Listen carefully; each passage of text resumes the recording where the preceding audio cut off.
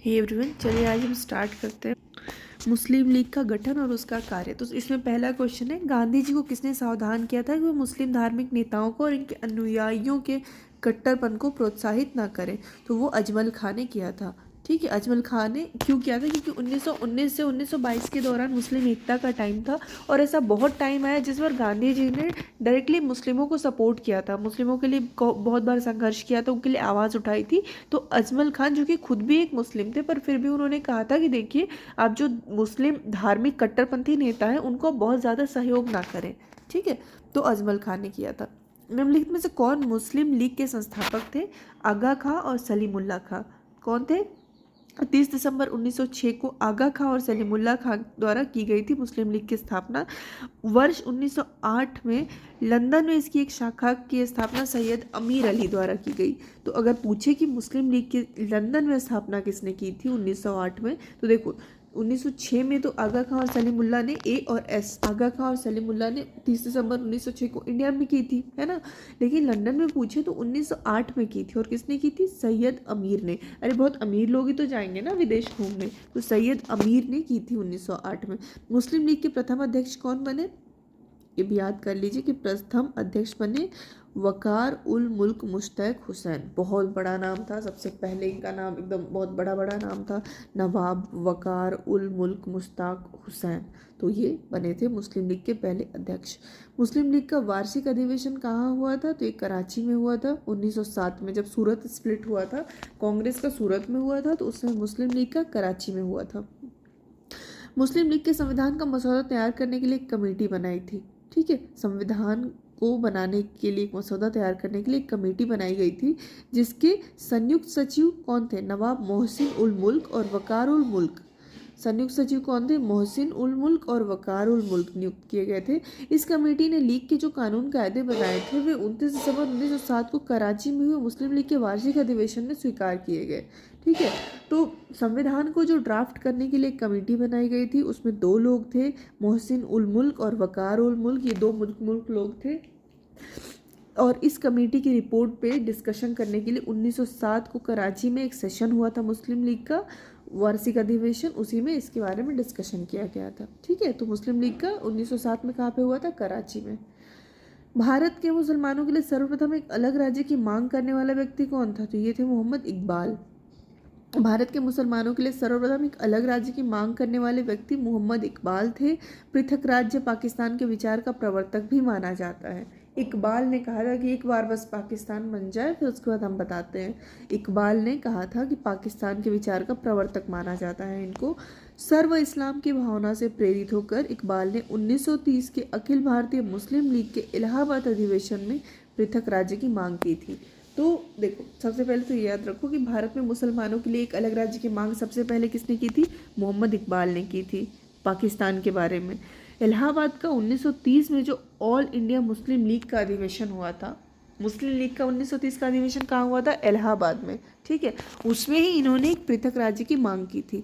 इकबाल ने सारे जहाँ से अच्छा गीत की रचना भी की थी। मुसलमानों के लिए एक पृथक प्रदेश, पृथक स्वदेश जिसे पाकिस्तान कहा जाए, वह विचार कैम्ब्रिज की एक स्नातक विद्यार्थी रहमत अली ने दिया था। ठीक है, पाकिस्तान वर्ल्ड रहमत अली ने दिया था। सेपरेट स्टेट सेपरेट नेशन की डिमांड किसने की थी? इकबाल ने की थी। कहाँ की थी? 1930 के इलाहाबाद के अधिवेशन में मुस्लिम लीग के। क्लियर है? आगे अगला क्वेश्चन देखते हैं। कैम्ब्रिज पैम्पलेट का शीर्षक क्या था? कैम्ब्रिज पैम्पलेट का शीर्षक था नाउ और नेवर, और we live or perish for ever. वर्ष 1935 में कैम्ब्रिज पैम्पलेट का शीर्षक था now or never, are we to live or perish forever. ठीक है, इस पैम्पलेट में पाकिस्तान शब्द को प्रथम बार प्रस्तुत किया गया था।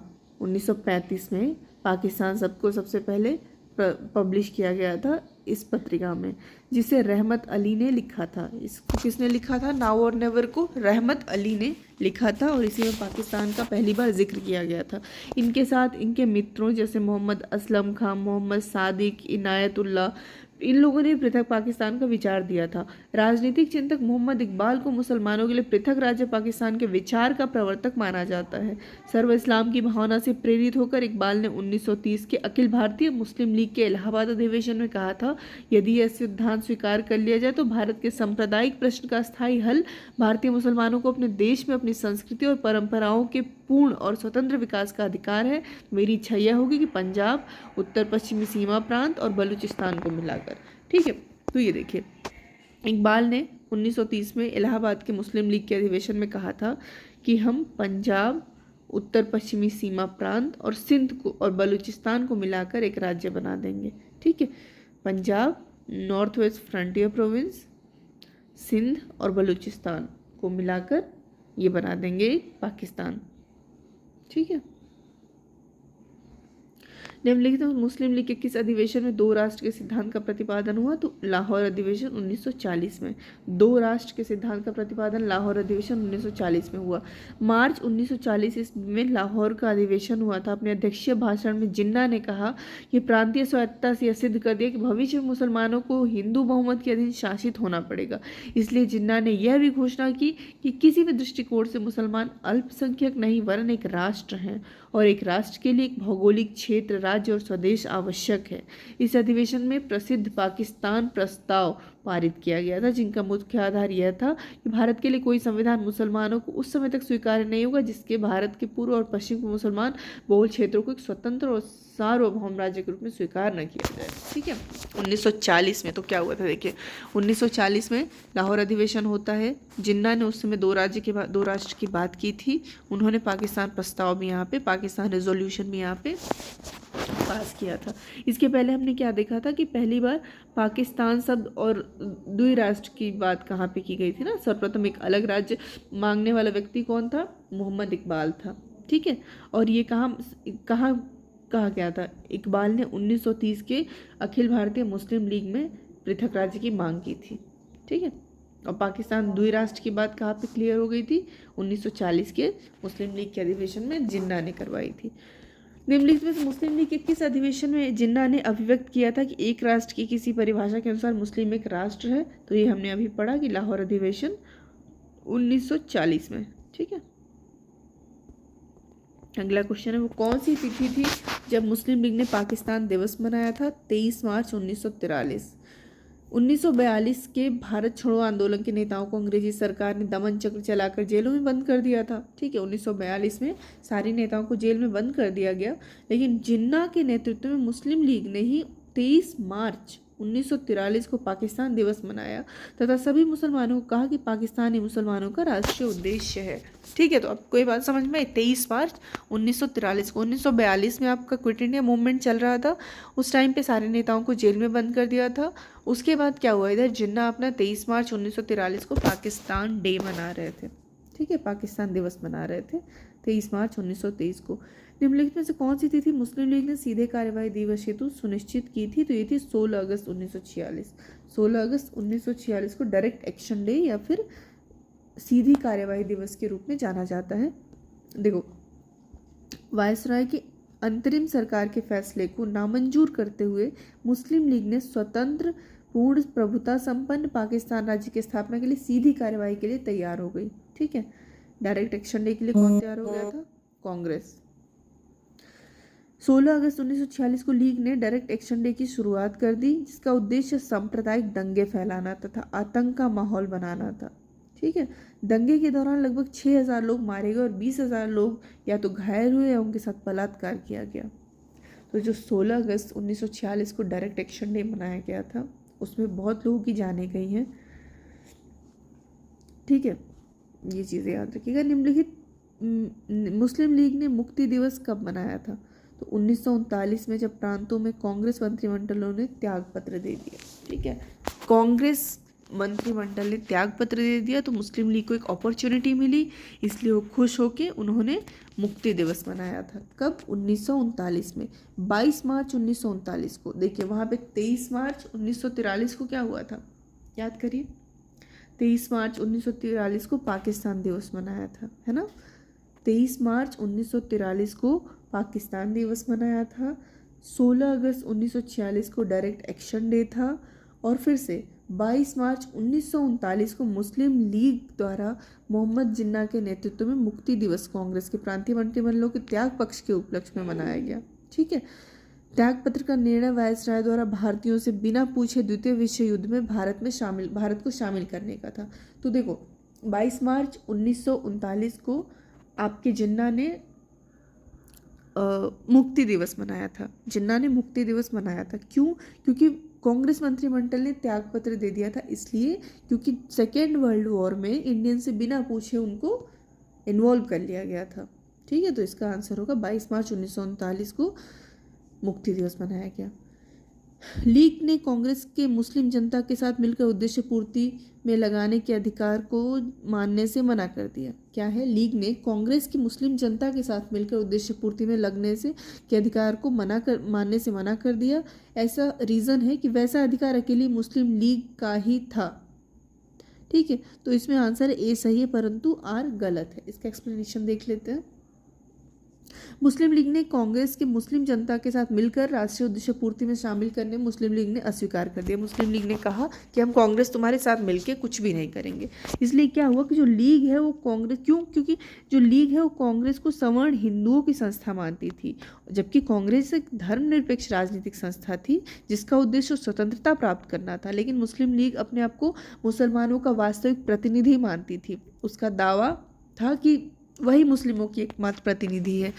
क्योंकि लीग का 1937 के चुनाव में प्रदर्शन निराशाजनक था। देखो 1937 में चुनाव हुए थे, ठीक है, जिसमें मुस्लिम लीग ने प्रदर्शन बहुत अच्छा नहीं किया था और मुस्लिम बहुल प्रांतों में भी सरकार बनाने में सफल नहीं हुई थी। अभी हमने पढ़ा था ना कि 22 मार्च 1939 को कांग्रेस के मंत्रिमंडल ने रिज़ाइन कर दिया था क्योंकि उनको वर्ल्ड वॉर 2 में इन्वॉल्व कर लिया गया था उनसे बिना पूछे ही। ठीक है, तो वो इसी चुनाव में जीते थे। 1937 में जब चुनाव हुआ था तो उन्होंने बहुत अच्छा प्रदर्शन किया था। ठीक है, उसके बाद उन्होंने बाद में रिज़ाइन कर दिया कांग्रेस वालों ने, और ये तो इस समय अच्छा परफॉर्म कर नहीं पाए थे, इसलिए जब उन्होंने रिज़ाइन किया तो इन्होंने अपना मुक्ति दिवस मनाया। अगला है, मुस्लिम लीग की स्थापना 1906 में हुई थी। यह संगठन मुसलमानों के लिए स्वतंत्र चुनाव क्षेत्र स्थापित करना चाहता था। तो इसका ए और आर दोनों सही और एक ही सही व्याख्या है। मुस्लिम लीग की स्थापना दिसंबर 1906 में हुई थी। लीग के सदस्य ही गवर्नर जनरल मिंटो से मिलकर, जो लीग के सदस्य थे वो मिंटो से मिलकर मुसलमानों के लिए सेपरेट इलेक्टोरेट की मांग की, जिसकी अभिव्यक्ति 1909 के मोहल्ले मिंटो सुधार में हो गई। तो आपको समझ में आ गई ये बात कि लीग जो बनी थी वो सेपरेट इलेक्टोरेट, मुसलमानों के लिए पृथक निर्वाचन की मांग कर रही थी, जो इन्होंने पूरी भी की 1909 में मोहल्ले मिंटो सुधार में। निम्नलिखित में से कौन एक कथन मोहम्मद अली जिन्ना के विषय में सही नहीं है? तो ये वे सदैव डायरी रखते थे, ये सही नहीं है। जिन्ना द्विराष्ट्र सिद्धांत के समर्थक थे, मुस्लिम लीग के लाहौर अधिवेशन की अध्यक्षता की थी, असहयोग आंदोलन से सहमत भी नहीं थे, इसलिए उन्होंने इसमें सहभागिता नहीं की थी। ठीक है, द्विराष्ट्र सिद्धांत से समर्थक थे, अपना जो लाहौर अधिवेशन 1940 में हुआ था उसकी अध्यक्षता भी की थी, और वो असहयोग आंदोलन से सहमत नहीं थे। ये बात बिल्कुल सच है। अगर आपको लग सकता है कि उस समय खिलाफत आंदोलन चालू होने वाला था तो ये सब चला होगा, तो नहीं, उस समय सहमत नहीं थे उससे। मुस्लिम लीग के निम्नलिखित में से किस अधिवेशन में एम ए जिन्ना ने अपना 14 सूत्रीय प्रस्ताव रखा था? तो 1929 में। 28 मार्च 1929 को दिल्ली में मुस्लिम लीग का अधिवेशन हुआ। ठीक है, 1929 में कहाँ अधिवेशन हुआ? दिल्ली में अधिवेशन हुआ था 1929 में मुस्लिम लीग का। इसमें जिन्ना ने अपने 14 पॉइंट्स रखे थे। यह अधिवेशन जिन्ना की अध्यक्षता में ही संपन्न हुआ। तो 1929 में भी जो दिल्ली में अधिवेशन हुआ था उसमें भी जिन्ना ने ही अध्यक्षता की थी। इसमें इसका कारण था 14 सूत्रीय मांगों का कारण नेहरू रिपोर्ट में मुसलमानों के लिए पृथक निर्वाचन मंडल की सुविधा को न देना था। तो अगर कोई रीज़न पूछे कि क्यों दिया था इन्होंने अपना 14 पॉइंट इसलिए दिया था क्योंकि जब नेहरू ने अपना रिपोर्ट दिया था 1928 में तो उसमें सेपरेट इलेक्टोरेट की बात ही नहीं की थी मुसलमानों के लिए। इसलिए एक साल बाद अपने 1929 के सेशन में जिन्ना अपना खुद का प्रस्ताव लेके आते हैं, 14 सूत्रीय डिमांड रखते हैं उसमें, जिसमें ही मुसलमानों के लिए सेपरेट इलेक्टोरेट की भी बात करते हैं। ठीक है, इसके पहले हमने क्या देखा कि 1940 में जो लाहौर अधिवेशन हुआ था मुस्लिम लीग की, उसकी अध्यक्षता भी जिन्ना ने की थी, जहाँ पे उन्होंने द्विराष्ट्र सिद्धांत की बात करी थी। ठीक है, निम्नलिखित में से किसने 31 दिसंबर 1928 को दिल्ली में हुए सर्वदलीय मुस्लिम सम्मेलन की अध्यक्षता की थी? तो ये आगा खान ने की थी। ठीक है, दिसंबर 1928 को दिल्ली में हुए सर्वदलीय मुस्लिम सम्मेलन की अध्यक्षता आगा खान ने की थी। तो याद रखिएगा 1928 में कहाँ पे हुई थी? दिल्ली में हुई थी मुस्लिम लीग की मीटिंग। कांग्रेस प्रशासित प्रदेशों में मुस्लिम की शिकायतों संबंधी रिपोर्टों पर विचार कीजिए।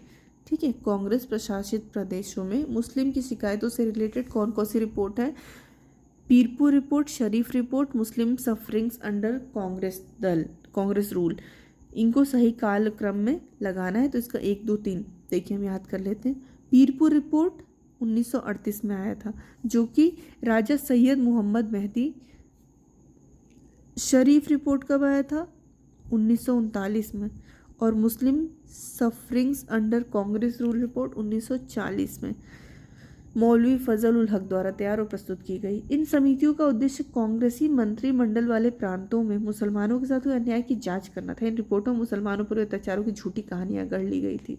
तो ये जो 3 रिपोर्ट थी ना, पीरपुर रिपोर्ट, शरीफ रिपोर्ट और मुस्लिम सफरिंग अंडर कांग्रेस रूल, ये ऐसी रिपोर्ट मुस्लिम लोगों ने बनाई थी जिसमें कि जहाँ जहाँ कांग्रेस का रूल था वहाँ वहाँ पे मुस्लिम कैसे कैसे सफ़र कर रहे हैं, इसके बारे में इन्होंने रिपोर्ट बनाई थी। और कहा जाता है ये झूठी रिपोर्ट इन लोगों ने बहुत सारी बना दी थी। तो हमें इससे लेना देना नहीं, हम इसका टाइम पीरियड देख लेते हैं।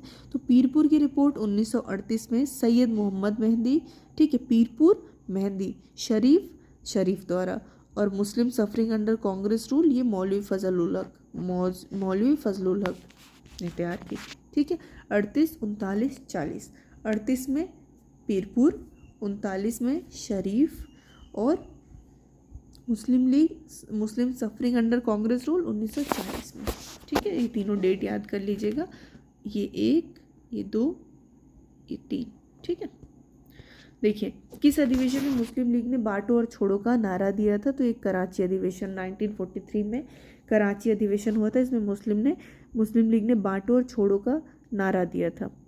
मुस्लिम लीग ने कराची अधिवेशन 1943 में प्रस्ताव पास कर बांटो और छोड़ो का नारा दिया था। अप्रैल 1943 में लीग के अध्यक्षीय भाषण में खुद जिन्ना ने खान अब्दुल गफ्फार खां के लिए जंगी पठानों को नामर्द बनाने तथा उनमें हिंदू प्रभाव फैलाने का इंचार्ज जैसे शब्दों का इस्तेमाल किया था। सिंध के एक मुस्लिम नेता MH गजनफर ने मार्च 1943 में कराची में लीग की सभा में कहा कि अगर हिंदू कायदे से पेश नहीं आए तो उन्हें उसी तरह खत्म करना होगा जैसे जर्मनी में यहूदियों को।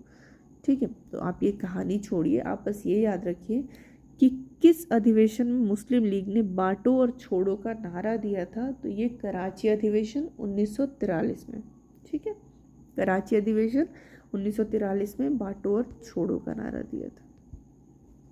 किस अधिवेशन में मुस्लिम लीग ने एक प्रस्ताव पारित किया जिसमें बकरीद के अवसर पर गोवध को निषिद्ध किया गया?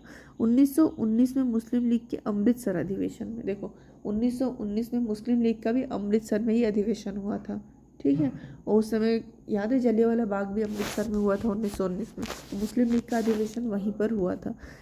प्रथम विश्व युद्ध के बाद रॉलेट कानूनों के विरोध और खिलाफत और असहयोग के दौरान राष्ट्रवादी धारा और मजबूत हुई तथा हिंदू मुस्लिम एकता के नारे लगने लगे। मुस्लिम लीग ने 1919 के अमृतसर अधिवेशन प्रस्ताव पारित कर बकरीद के अवसर पर गोवध को निषिद्ध कर दिया।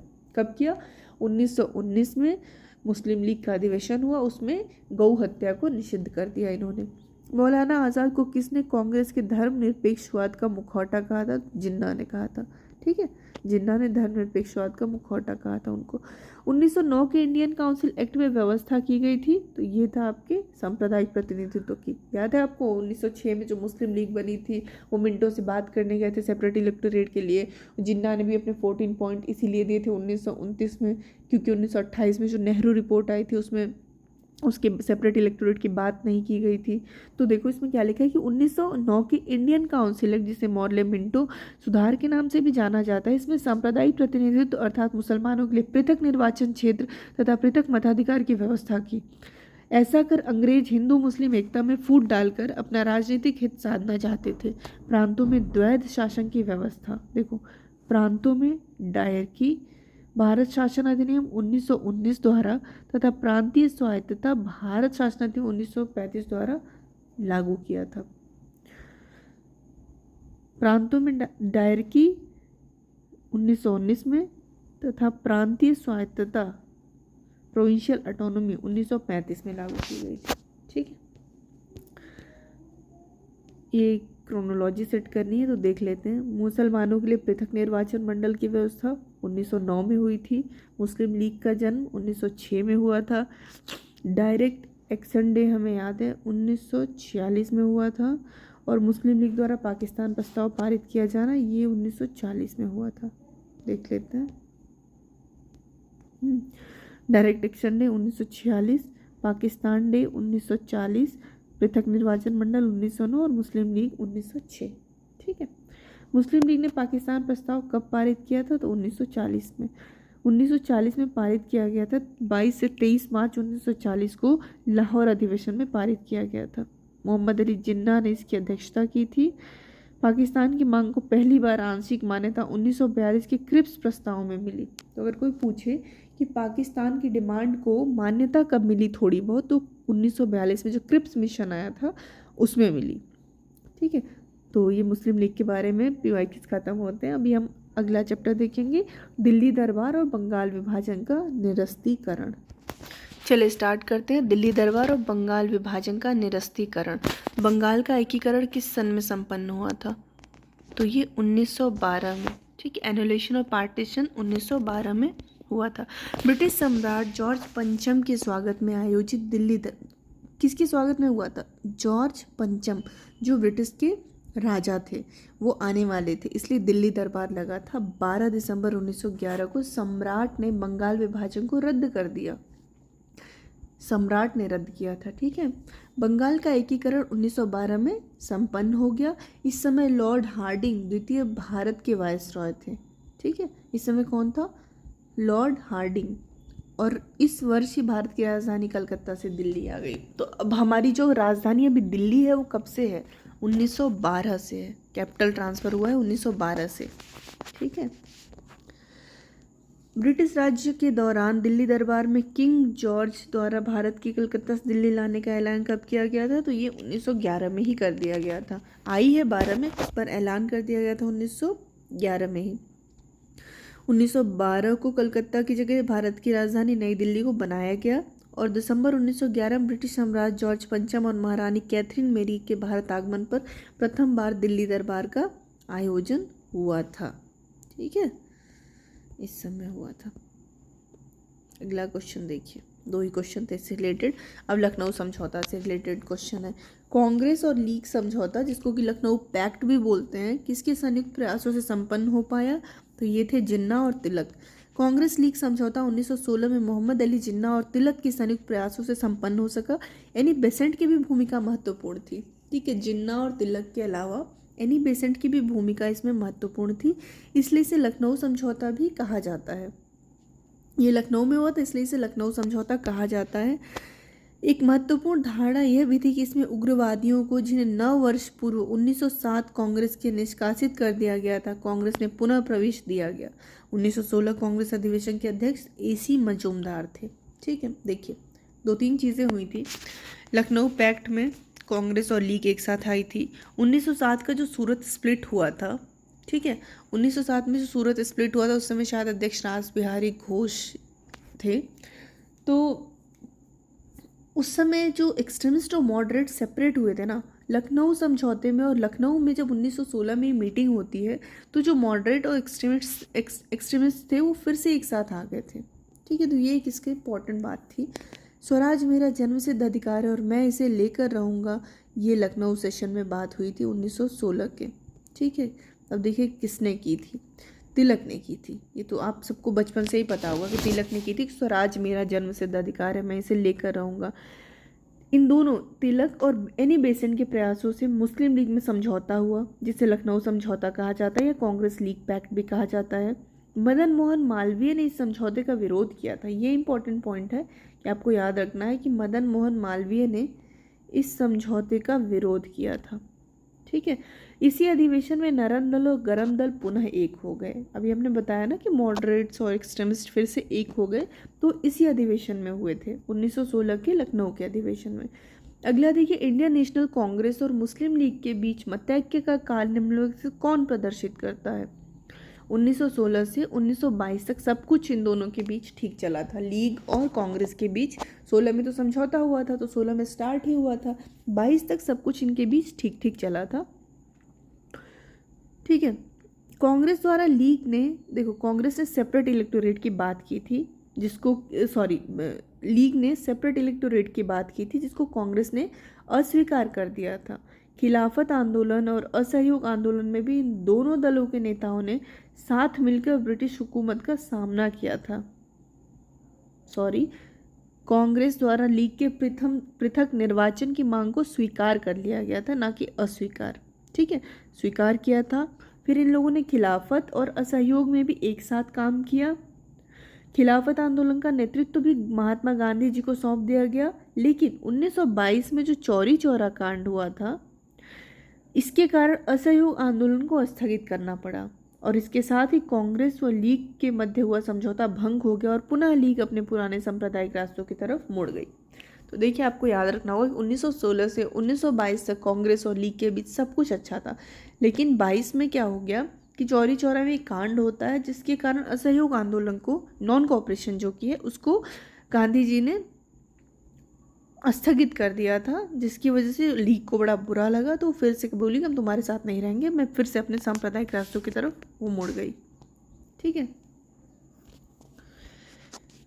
होम रूल आंदोलन के बारे में देखते हैं। निम्नलिखित में से कौन मुस्लिम नेता थे जो एनी बेसेंट द्वारा स्थापित होम रूल लीग में सम्मिलित हुए थे? तो ये थे मोहम्मद अली जिन्ना।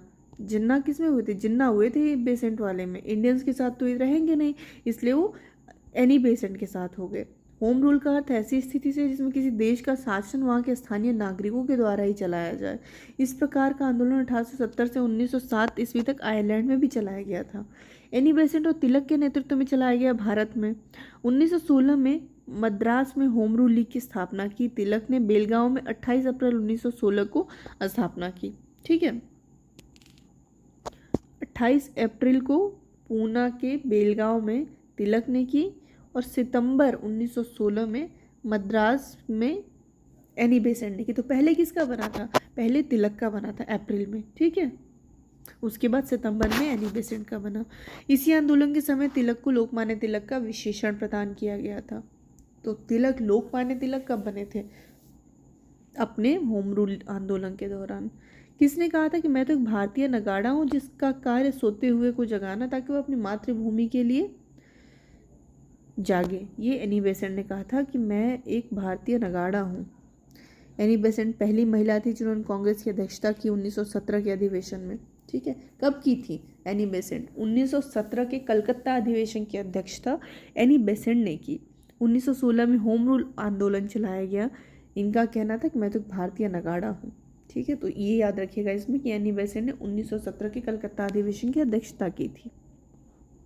निम्नलिखित में से कौन होम रूल के आंदोलन से नहीं जुड़ा था? तो ये थे CR दास।